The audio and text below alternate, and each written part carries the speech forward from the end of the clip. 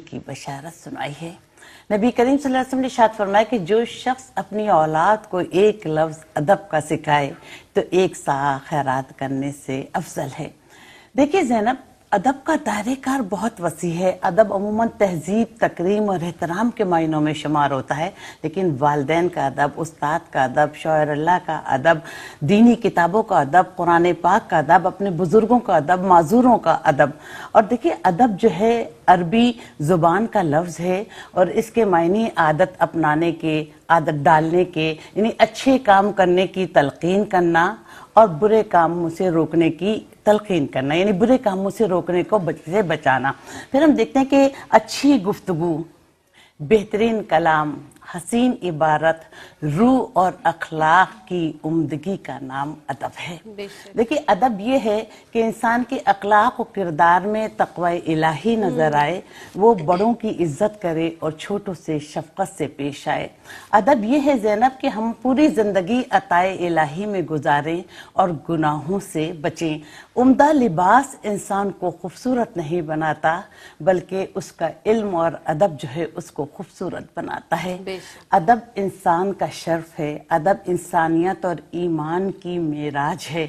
और आप ये देखिए जो शख्स बाअदब शख्स होता है ना, तो उसको खुद ब खुद इज्जत मिलती है। कहते हैं ना ज़ैनब को, इज्जत करो और इज्जत पाओ। इमाम मालिक रहमतुल्लाह अलैह जब गुफ्तगू करते और उनकी माँ उनकी दस्तार बांधती तो कहती बेटा जाओ रबिया के पास जाओ और उनसे अदब सीखो। फिर अब्दुल्ला बिन वहाब फरमाते हैं कि मैंने इमाम मालिक से इल्म से ज्यादा अदब सीखा। और इमाम मालिक के अदब की तो ये इंतहा थी कि आप नबी करीम सल्लल्लाहु अलैहि वसल्लम से इतनी मोहब्बत करते थे कि मदीना नहीं छोड़ना चाहते थे, सिर्फ हज की नियत से मदीना उन्हें छोड़ा। और तारीख बताती है कि जब आप मदीने की गलियों से गुजरते थे तो दीवार से लग लग कर गुजरते थे कि कहीं नबी करीम सल्लल्लाहु अलैहि वसल्लम के कदमे मुबारक पड़े हों और कोई बेअदबी ना हो जाए। इसी तरह इमाम अबू हनीफा जब ज़ैनब सन के खेत से गुजरते थे तो अपने जूते हाथ में ले लेते थे। तो लोगों ने कहा कि हजरत आप अपने जूते हाथ में क्यों ले लेते हैं?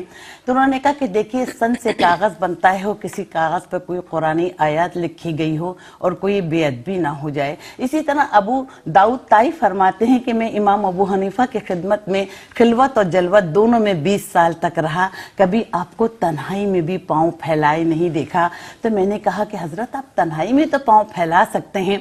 तो उन्होंने कहा कि तन्हाई में अल्लाह ताला के साथ बादब रहना बहुत मुनासिब और बहुत बेहतर है। इसी तरह अल्लामा इकबाल शायर मशरिक अपने दोस्तों के साथ बैठे थे, सामने से उन्होंने उस्ताद को आते देखा तो फौरन खुशी में भागने लगे। तो उनके एक पाँव में जूता था और एक पाँव में जूता नहीं था। लोगों ने कहा आपके एक पाँव में जूता है और एक पाँव में, लेकिन खुशी में भागते गए और उनको उनकी मंजिल तक, उनको उनके घर तक छोड़ कर आए।